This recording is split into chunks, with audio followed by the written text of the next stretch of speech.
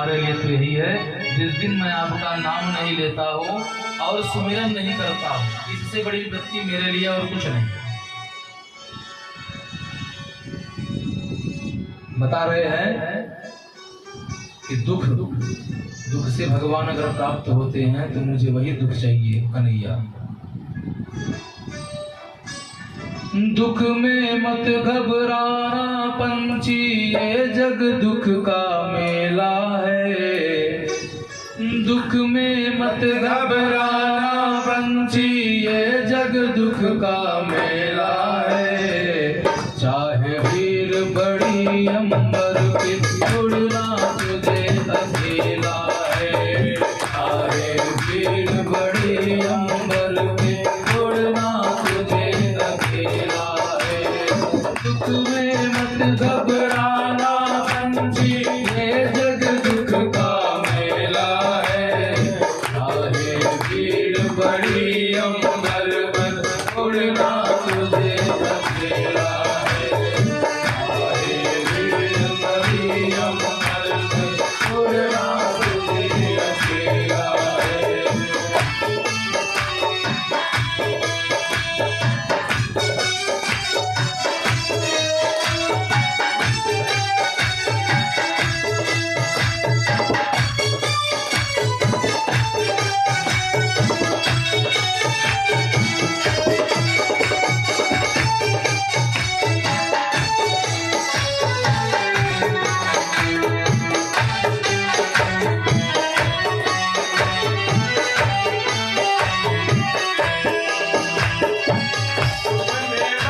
घबराना पंछी, ये जग दुख का मेला है। चाहे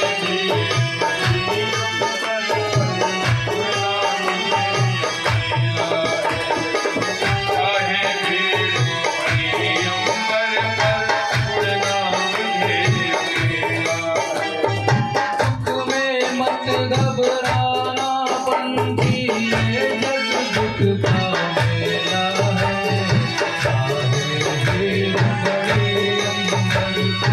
उड़ना तुझे अकेला है। चाहे भीड़ बड़ी अंबर पर, उड़ना तुझे अकेला है। कोमल पंख ये तेरे और गगन की ये दूरी। कोमल पंख ये तेरे और गगन की ये दूरी। कोमल पंख ये तेरे और गगन की ये दूरी। कोमल पंख ये तेरे और गगन की ये दूरी। बैठ गया तो कैसे होगी मन की अभिलाषा पूरी। बैठ गया तो कैसे होगी मन की अभिलाषा पूरी। बैठ गया तो कैसे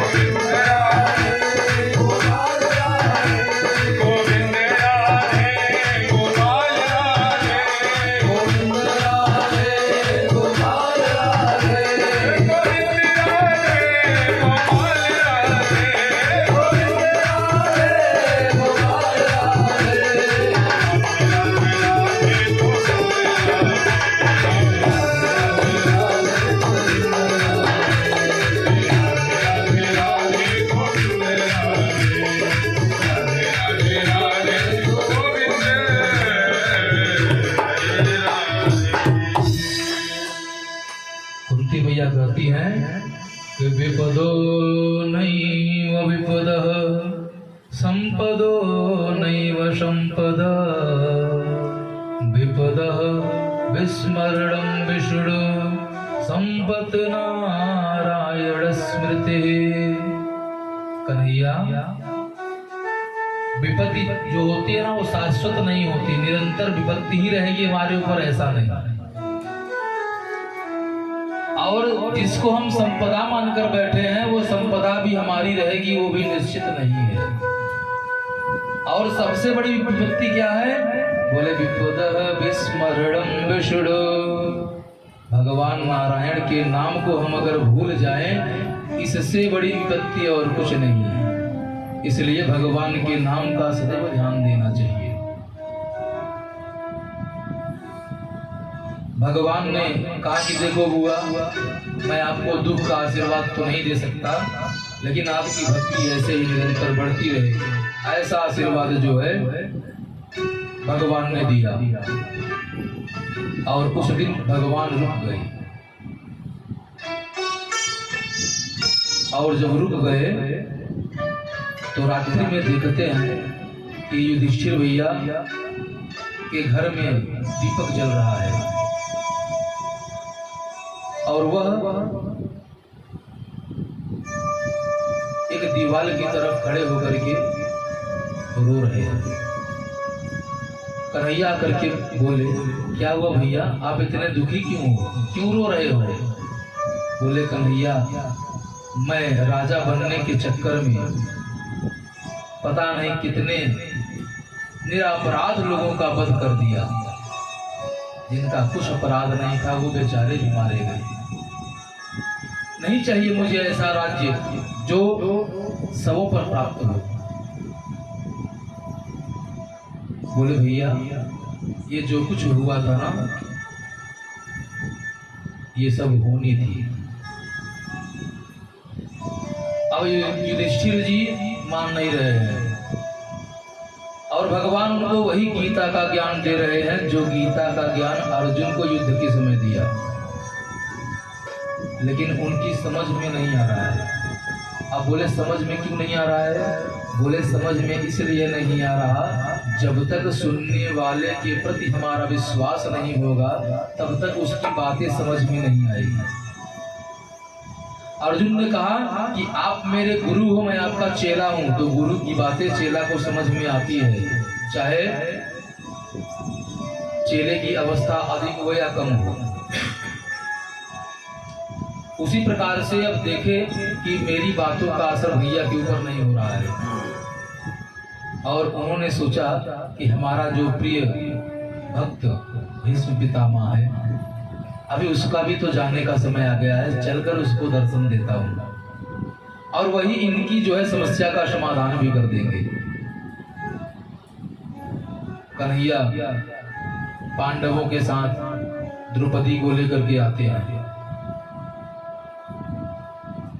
और आने के बाद कन्हैया उनसे कहते हैं कि पितामह, ये जो युधिष्ठिर है ना, ये बहुत कष्ट में है। ये बोल रहा है कि जितनी भी मृत्यु हुई है इस महाभारत युद्ध में उसका दायित्व मेरे ऊपर ही है, मैं ही उसका कारण हूं। आप इनको समझाओ ना। तो इसमें श्रीमद् भागवत महापुराण में इसको भीष्म गीता कहते हैं। समझा रहे हैं। भीष्म पितामह ने कहा कि देखो युधिष्ठिर, जो भी हुआ वो होनी थी।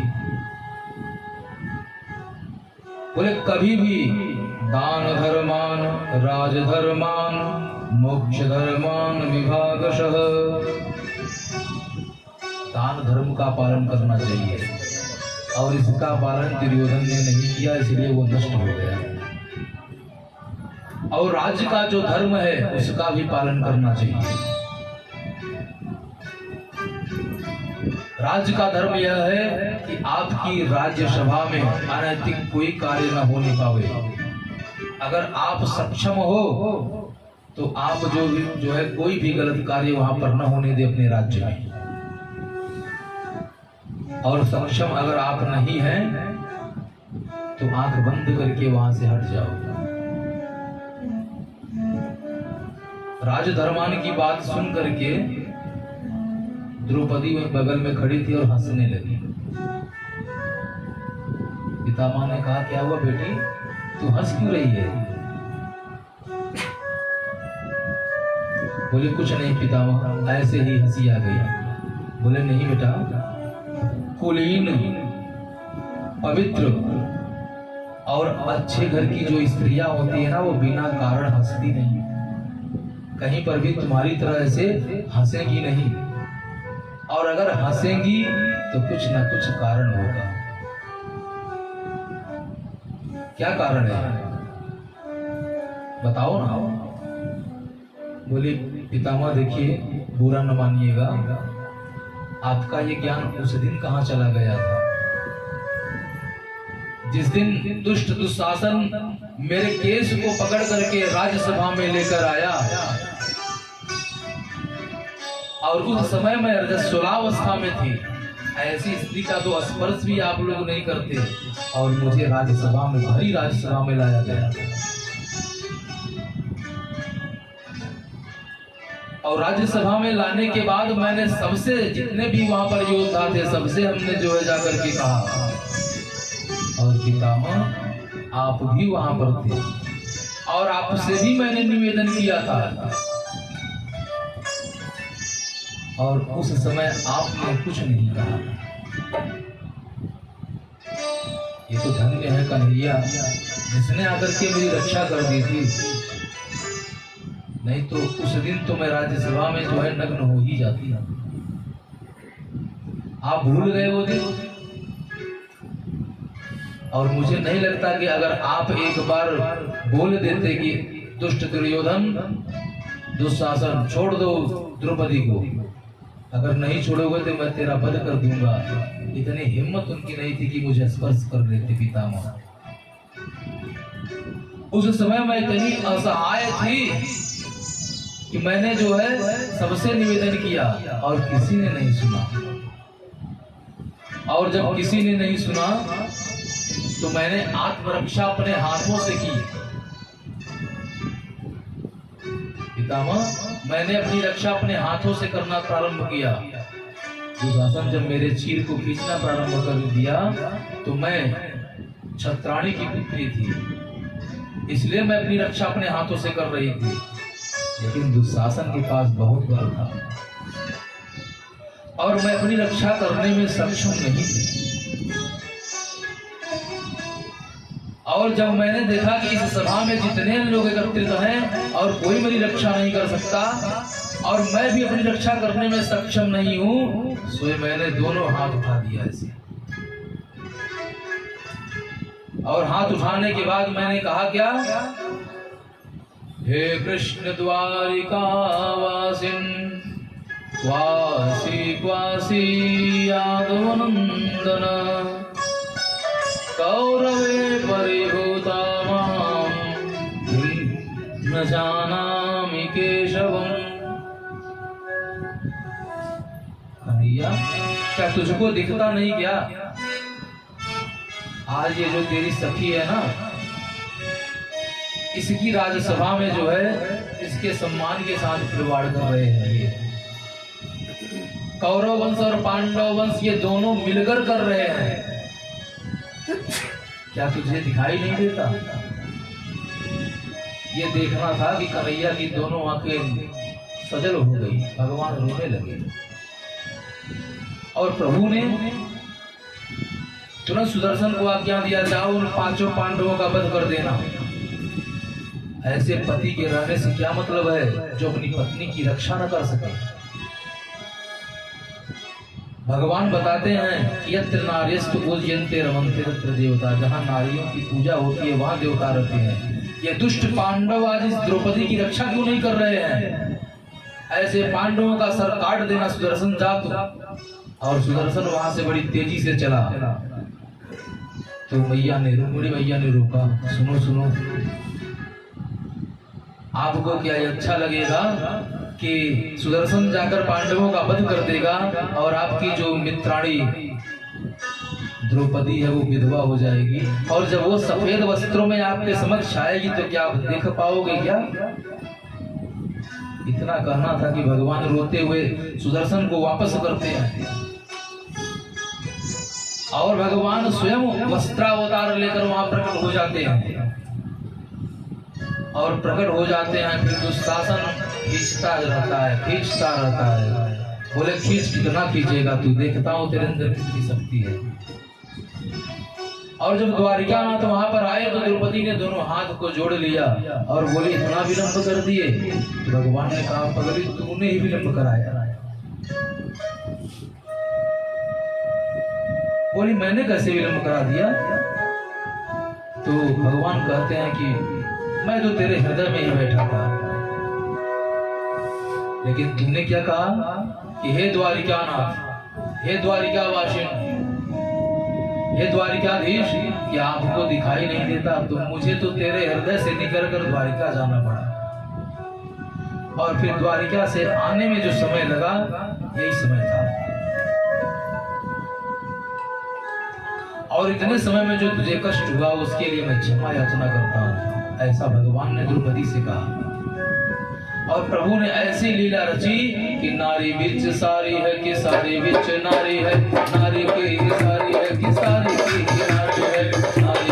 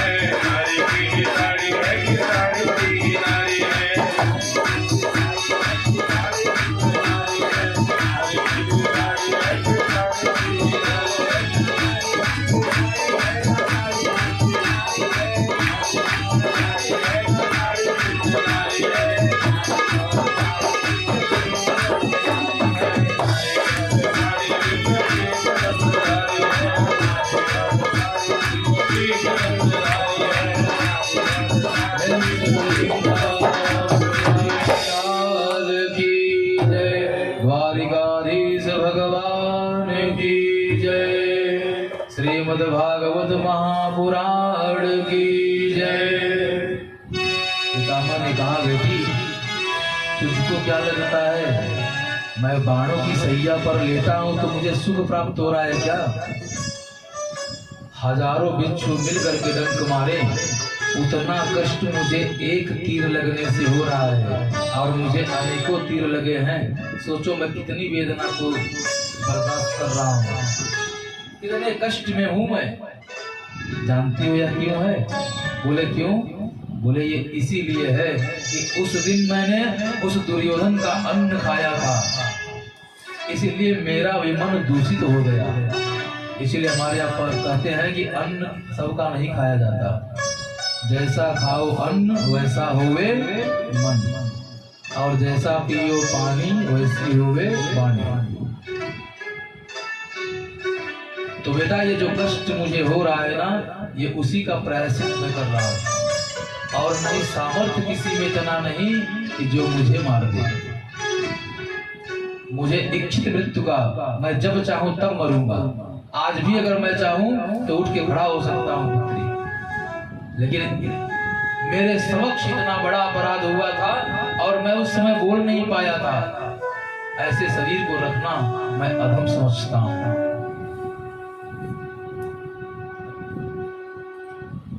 बोले कि आज ये 54वां दिन है, 54 दिन तक मैं बाणों की सैया पर पड़ा हूं, उसी का निवारण कर रहा हूं, वही प्रायश्चित में काट रहा हूं। इतना कह करके बोले कि मोक्ष धर्मान, मोक्ष धर्म का भी पालन करना चाहिए। बोले कन्हैया किधर खड़े हो तुम? बोले बाबा मैं तो इधर था। बोले मेरे पैर के पास आ जाओ ना, जरा मुझे दिखो। और कन्हैया आकर के पैर के पास खड़े हो गए।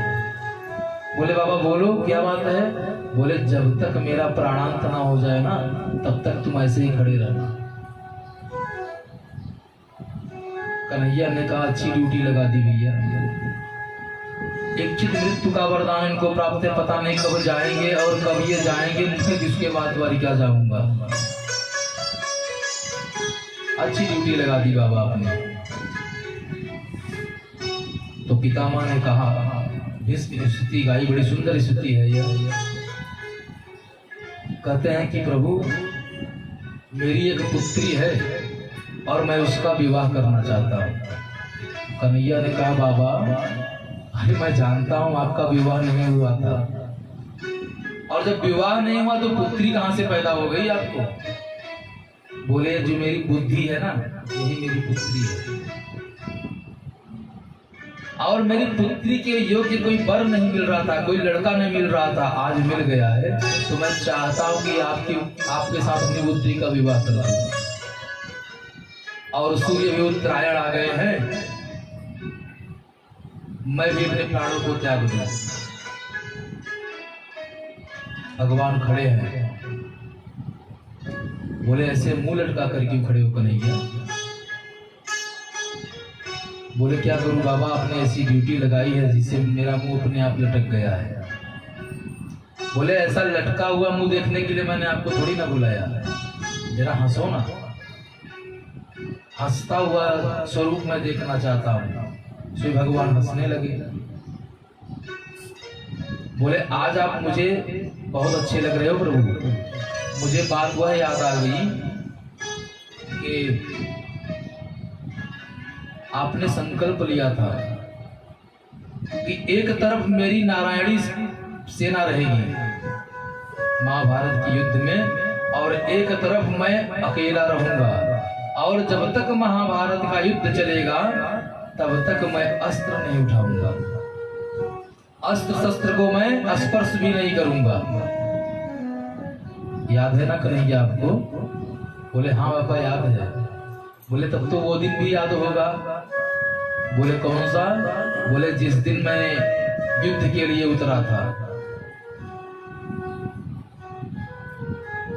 मैंने संकल्प किया था कि आज जो है पांडवों में से किसी एक पांडव का वध मैं करूंगा, और किसी एक का नहीं, जो सबसे प्रिय माधव को है उसी का वध करूंगा, अर्थात अर्जुन को ही मारूंगा।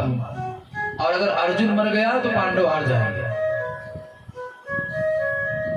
तो याद है ना कन्हैया तुमने क्या किया था? जब तुमको ये पता चला कि ऐसी ऐसी बात है, तो रात्रि के समय मैंने दुर्योधन की पत्नी से बोला था कि आ जाना, मैं तुझको आशीर्वाद दूंगा। आओगी? अब मैं तुझको अगर आशीर्वाद दे दिया कि सौभाग्यवती भव, तो तेरे पति को कोई मार ही नहीं सकता। आपने क्या किया? द्रौपदी को लेकर चले आए, और द्रौपदी ने भी बहुत बड़ा सा घूंघट किया हुआ था, मुझे प्रणाम किया। मुझे लगा कि अर्जुन की ही, ये दुर्योधन की ही पत्नी है। मैंने बोल दिया सौभाग्यवती भव। और तुम भी साड़ी पहनकर आए थे कन्हैया, भूल गए? सखी बनकर आए थे द्रौपदी के। और द्रौपदी का जो चरण पादुका है वो यहाँ पर ऐसे दबा दिए थे अपनी कांख में, इसलिए कि अगर द्रौपदी की पादुका पहन कर वो आती तो मैं पहचान जाता कि ये तो द्रौपदी की पादुका है। मैं सबकी पादुकाओं से ही पहचान लेता था, इसलिए आपने नंगे पैर उसको भेजा मेरे पास। और मैंने जब आशीर्वाद दे दिया तो द्रौपदी ने मुंह खोल करके कहा कि ये जो आशीर्वाद है आपका, ये सत्य है, या आपने जो संकल्प लिया है वो सत्य होगा? बोले बेटा, जो अभी आशीर्वाद दिया हूं यही सत्य होगा। और फिर जब मैं रणभूमि में पहुंचा तो बड़ी कुशलता से युद्ध करने लगा। पितामह ने इतने बाण चलाए, और उसी दिन तो पितामह ने युद्ध किया था। और अर्जुन के रथ के समक्ष आकर के बाबा ने इतने बाण चलाए, इतने बाण चलाए। भगवान ने कहा अर्जुन कुछ कर, ये बाबा तो कमाल कर रहा है। बोले ये कौन है? आपको तो पता है ना केशव, ये कोई साधारण योद्धा नहीं है, इनसे तो बड़े बड़े देवता युद्ध करने से घबराते हैं। ये पितामह है। अरे बोले पितामह तो क्या करूं, देख रहे हो कितना ये जो है आतंक मचा के रखा हुआ है, कुछ कर, ये बुढ़ा तो कमाल कर रहा है। और पितामह इतने बाण मारे जा रहे, इतने बाण मारे जा रहे हैं कि अर्जुन भी जो है कष्ट में है। कई बाण उनको चुभ गए, और जब अर्जुन को बाण लगना शुरू हुआ, अर्जुन के बाजूबंद कट के गिर गए। उन्होंने जो ऊपर मुकुट पहना था वो नीचे की धराशायी हो गया। और भगवान ने जब देखा कि मेरा भक्त अर्जुन अस्त व्यस्त हो रहा है, तुरंत बोले सावधान पितामह, और रथ से कूद पड़े अपने भक्त की रक्षा के लिए। और वहीं पर जो है एक रथ का चक्का बड़ा था, उठा लिया भगवान ने और नचा दिया चक्र की तरह। बोले तुझे मार ही दूंगा। और मैंने अस्त्र को त्याग करके बोला मार ही डालो प्रभु। और यही तो मैं चाहता था कि आप मुझे मार दो, लेकिन मैंने जो प्रतिज्ञा की थी कि आज मैं भगवान को अस्त्र उठा के ही मानूंगा, आपसे अस्त्र उठवा दिया। तो भगवान अगर अपनी प्रतिज्ञा को तोड़ते हैं तो प्रलय हो जाता है, लेकिन यहाँ भक्त की रक्षा के लिए उन्होंने, अपने भक्त का मान रखने के लिए उन्होंने ऐसा किया, इसलिए ऐसा कुछ नहीं हुआ। इधर भीष्म पितामह भी भगवान के परम भक्त है, 12 भागवतों में उनका भी नाम आता है। तो यहाँ भगवान ने अपने भक्त पितामह के वचनों की रक्षा की, और इधर अपने अर्जुन भक्त को भी बचाया। तो इस प्रकार से धर्म की रक्षा का निरूपण जो है पितामह ने किया, और उत्तरायण का समय आया, फिर उन्होंने अपने प्राणों को त्याग दिया।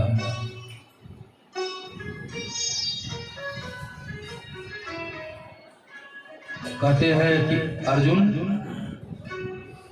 सूत जी कहते हैं कि इस प्रकार से सज्जनों को इसी प्रकार से रहना चाहिए, कभी भी अकड़ में नहीं रहना चाहिए, क्योंकि अभिवादनशीलस्य नित्यवृद्धोपसेविनः चत्वारि तस्य वर्धन्ते आयुर्विद्या यशोबलम्। कहते हैं कि सदैव अभिवादनशील होना चाहिए व्यक्ति को, और वृद्धों की सेवा करनी चाहिए, और ये करने से हमको 4 चीजें ऐसे ही प्राप्त हो जाती है। और वह 4 वस्तु क्या है? कहते वो 4 वस्तु है आयुर्विद्या यशो बलम। हमको आयु प्राप्त होती है, हमारा यश होता है, हमको बल प्राप्त होता है और बुद्धि की प्राप्ति होती है। इसलिए अपने बुजुर्गों से सदैव प्रणाम करना चाहिए। अर्जुन ने भगवान को द्वारिका छोड़ने के लिए अर्जुन जाते हैं, और भगवान जो है परम धाम को अपने चले जाते हैं। अर्जुन आकर के यह समाचार अपने भाइयों को बताते हैं, अपनी माँ कुंती को बताते हैं। जब कुंती ने सुना कि प्रभु अपने धाम को चले गए हैं, सो इतना सुनना था कि उन्होंने अपने प्राणों को त्याग दिया। और इधर जो है उस बालक का जन्म हुआ जिसकी रक्षा भगवान ने की थी, और पांडवों ने परीक्षित को राज्यभार देकर के यह भी चले गए। और जाने के पहले इन्होंने उपदेश दिया कि देखो बेटा, जीवन में आंखों के सामने कभी पाप मत होने देना, और शरण में अगर शत्रु भी आ जावे तो उसे क्षमा कर देना, अतिथि का सदा सत्कार करना। ये जो 3 बातें हैं, ये गृहस्थ आश्रम के हर व्यक्ति को करना चाहिए। ऐसा कह करके भगवान के परम धाम जाने के बाद अर्जुन, युधिष्ठिर आदि सब भी स्वर्ग के लिए चले गए। कहते हैं कि एक दिन परीक्षित महाराज जी अपने राजकोष में गए, और वहां पर उन्होंने देखा कि जरासंध का मुकुट रखा हुआ है। तो उन्हें पता नहीं था कि जरासंध का मुकुट है।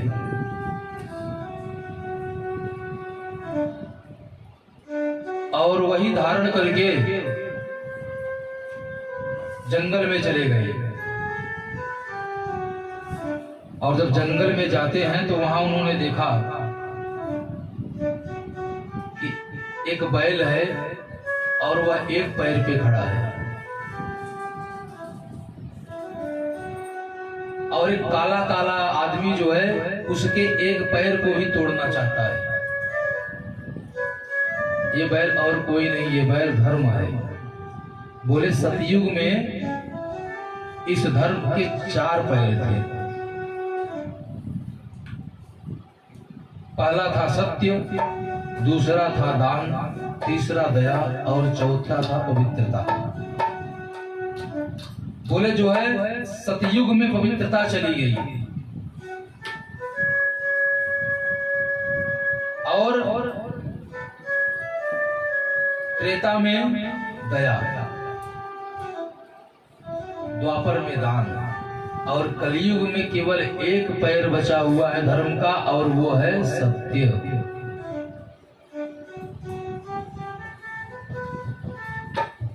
अब परीक्षित आकर के बोलते हैं कि महाराज आपकी ये दुर्गति क्यों हो रही है?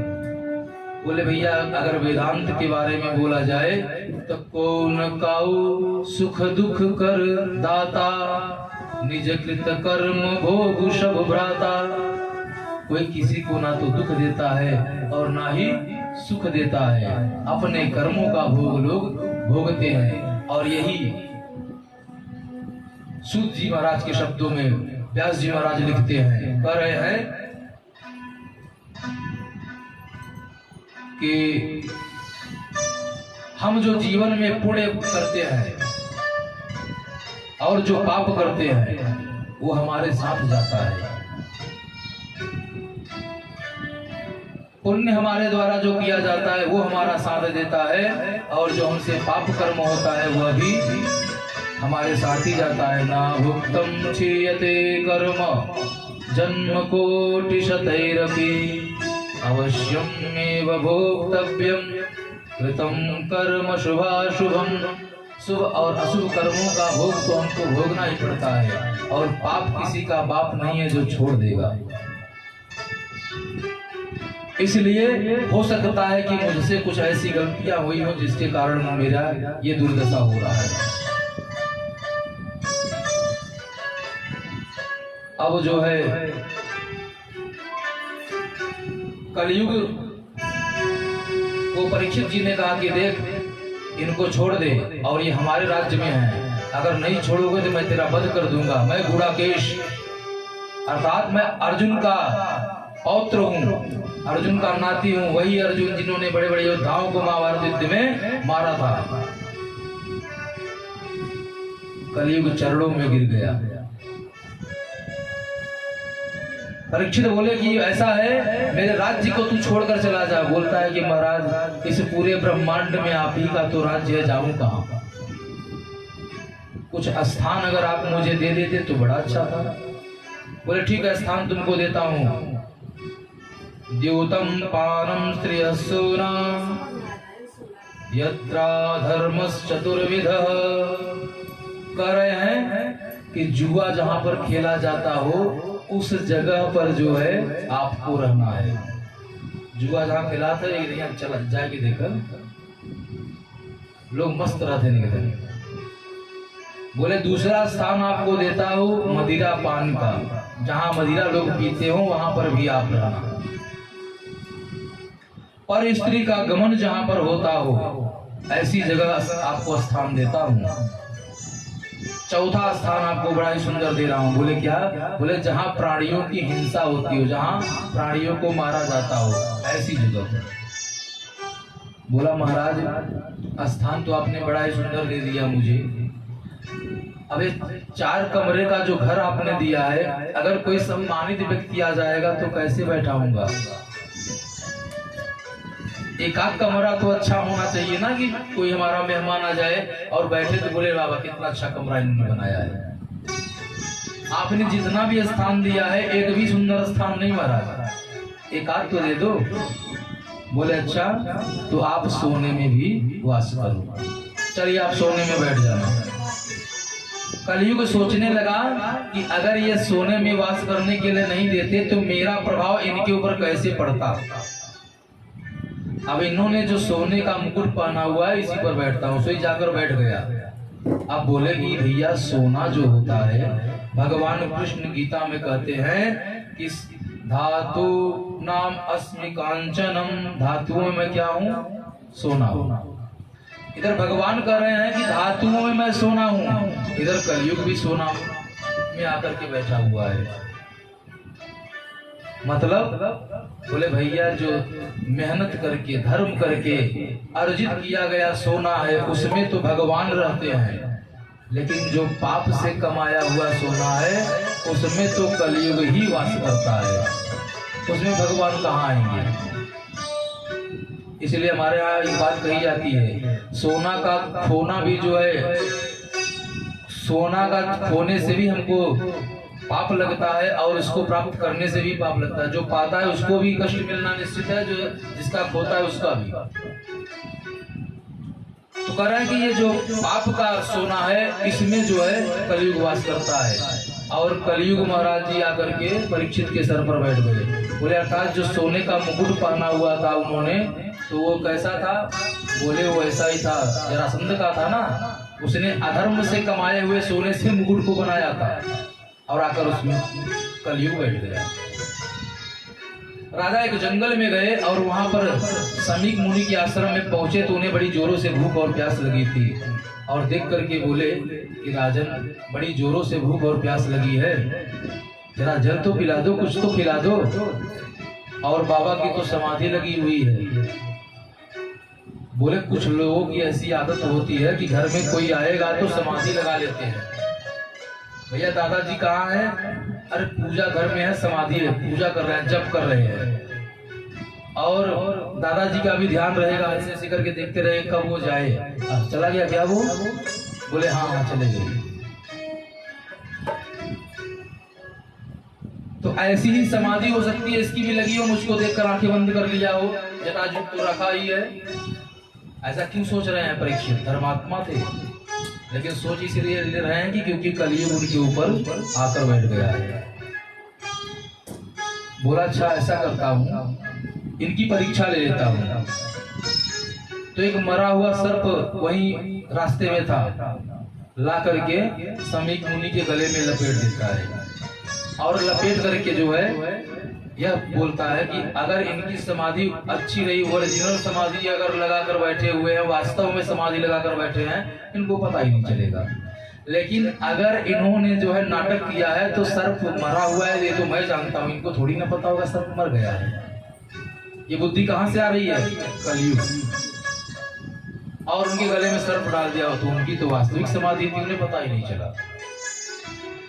और एक शिष्य जाकर के इनके पुत्र समीक ऋषि के पुत्र श्रृंगी ऋषि से कहता है कि भैया आज आपके जो पिताजी है ना, उनके साथ राजा परीक्षित ने बड़ा अन्याय किया। मरा हुआ सर्प जो है उनके गले में लपेट दिया है। इतना सुनना था कि श्रृंगी ऋषि को बहुत कष्ट हुआ और हाथ में उसी नदी का जल लेकर के बोले इति लंघित मर्यादम तच्छकम सप्तमे हनिहि। परीक्षित, आपने मर्यादा का हनन किया है, इसलिए श्राप देता हूँ, आज के 7वें दिन आपको इसी सर्प का बंसल जो है तक्षक, वो आकर के डसेगा और आपका प्राणांत हो जाएगा, ऐसा श्राप देता हूं मैं। ये श्राप सुन करके ऐसा जब श्राप दे दिया और आकर के अपने पिताजी के पास रोने लगा, श्रृंगी ऋषि रोने लगे, अरे राम राम पिताजी, आपके साथ आज जो है बड़ा अन्याय हुआ। ये राजा है, राजा को ऐसा करना चाहिए, मैंने भी ऐसा दंड दिया है कि अब जीवन पर्यंत ऐसा कोई नहीं करेगा। बोले क्या किया बेटा तूने? समीक जी ने पूछा कि क्या किया तूने? बोला कि मैंने ऐसा श्राप दे दिया है परीक्षित को। अरे बोले बेटा ये तूने क्या कर दिया? परीक्षित जैसा धर्मात्मा अगर न रहा तो हम लोगों की रक्षा कौन करेगा? बोले हमको तो ऐसा होना चाहिए, तितिक्षया कारुण्या मैत्र्या चाखिल जंतुषुः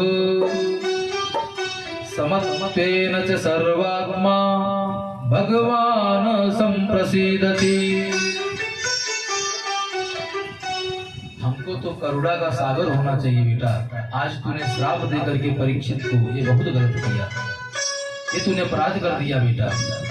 तुरंत जो है एक शिष्य को बुलाया जिसका नाम था गौरमुख। उससे बोले कि जाकर के परीक्षित को बोलो कि आज से 7वें दिन तुम्हारी मृत्यु हो जाएगी, इसलिए अपने मोक्ष आदि का उपाय आप कर लो, क्योंकि सर्प के काटने से अकाल मृत्यु ही होती है और अकाल मृत्यु जिसकी होती है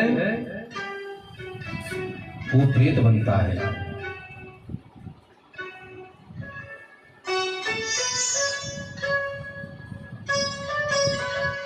अब जो है गौरमुख जाता है और कहता है कि महाराज जी आज आपको श्राप जो है ऐसा मिल गया है। ये सुन करके परीक्षित जी अपने पुत्र जन्मेजय को सब कुछ राज्य पाठ सौंप करके अपना सारा राज्य पाठ सौंप करके आते हैं और अब यह सोच रहे हैं कि जाऊं कहां। श्राप तो मुझको दे दिया इन लोगों ने, लेकिन मैं जाऊं कहां?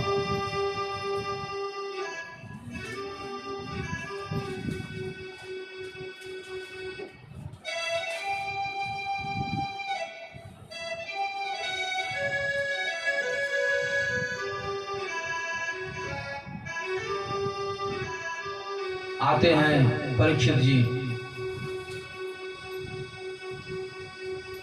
और जब सुना ऋषियों ने कि परीक्षित जी को जो है श्राप लगा हुआ है, तो वहां पर सब ऋषि एकत्रित हो रहे हैं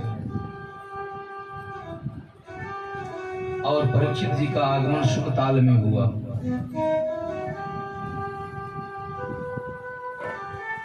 और ऋषियों के साथ जो है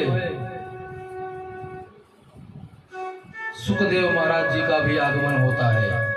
और जिस दिन सुखदेव महाराज जी का आगमन होता है उसी दिन जो है, उसी दिन से भागवत कथा प्रारंभ होती है। कह रहे हैं कि जब श्राप लगा तो जब ये गर्भ में थे तब ब्राह्मण ने ब्रह्मास्त्र चलाया था, तो भगवान ने गर्भ में जाकर रक्षा की थी। आज एक ब्राह्मण पुत्र ने, एक ऋषि पुत्र ने इनको जो है बाड़ी का ब्रह्मास्त्र चला दिया है, और भगवान इस बाड़ी के ब्रह्मास्त्र की रक्षा के लिए आज जा रहे हैं।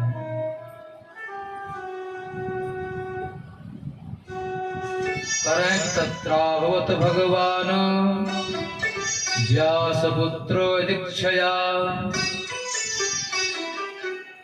भगवान जो है स्वयं ऐसा लगता है कि भगवान कृष्ण ही आज सुखदेव महाराज व्यासपुत्र के रूप में आ रहे हैं आज परीक्षित की रक्षा करने के लिए।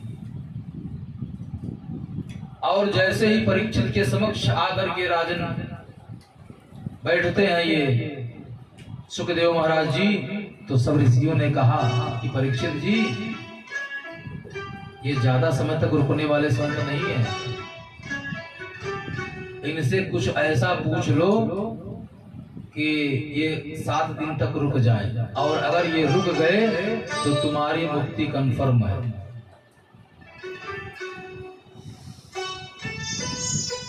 एक ऋषि ने कहा कि महाराज मुक्ति का उपाय तो मेरे पास भी है, लेकिन 7 दिन में नहीं, 27 दिन मुझको चाहिए।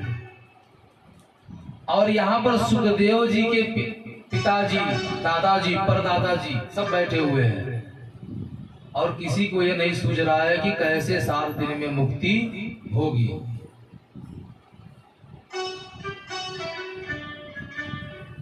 तो परीक्षित जी ने कहा, एसाम संस्मरणात् पुंसाम सद्यः शुद्धयन्ति वै गृहा किं पुनर्दर्शनं स्पर्श